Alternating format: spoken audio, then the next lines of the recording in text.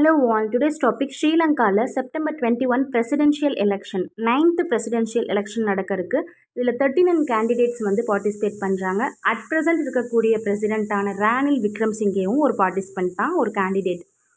15th prime மினிஸ்டராக ஸ்ரீலங்காவில் இப்போ யார் பதவி வச்சிட்ருக்காங்கன்னு பார்த்தீங்கன்னா தினேஷ் குணவர்த்தனா.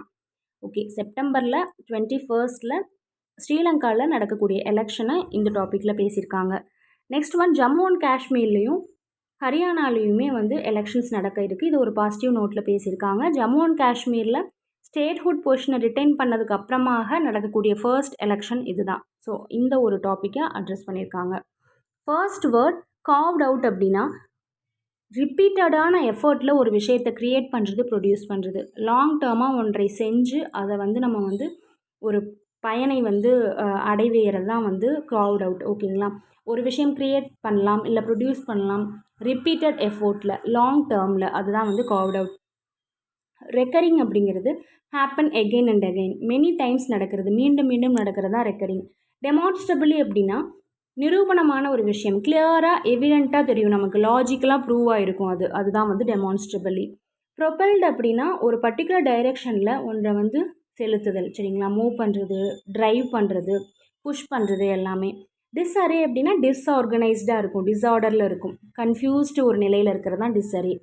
டைல்யூட்னா ஒரு லிக்விடை வந்து வீக்கர் ஆக்குவாங்க. எப்படின்னா ஏற்கனவே வாட்டர் ஆட் பண்ணி அதை டைல்யூட் பண்ணுறது, இல்லைனா வந்து அனதர் லிக்விடை வந்து அதில் மிக்ஸ் பண்ணி அதை வந்து டைல்யூட் ஆக்குறது, நீர்த்து போக செய்தல்னு சொல்லுவாங்க.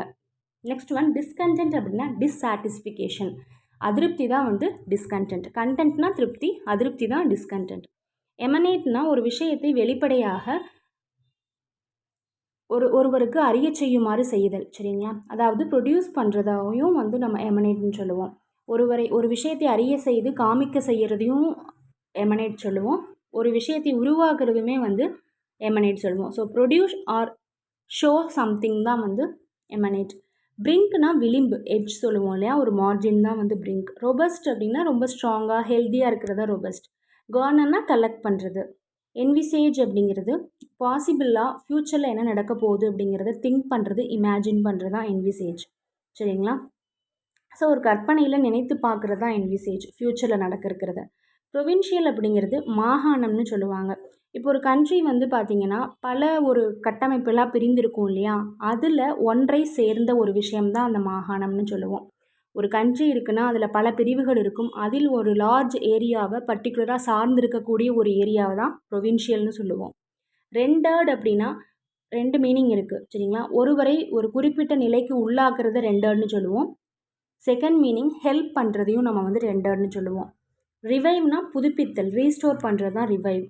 இன்ஃப்யூஸ் அப்படின்னா ஒருவருக்கு ஒரு குவாலிட்டி இருக்கிற மாதிரி உருவாக்குறத இன்ஃப்யூஸ் சொல்லுவோம்.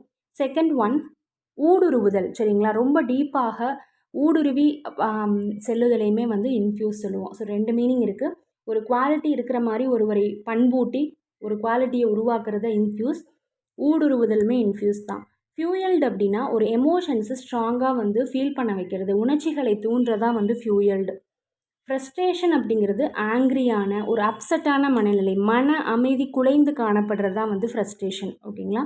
Okay, tomorrow second words learn பண்ணிக்கலாம். Thank you, have a nice day.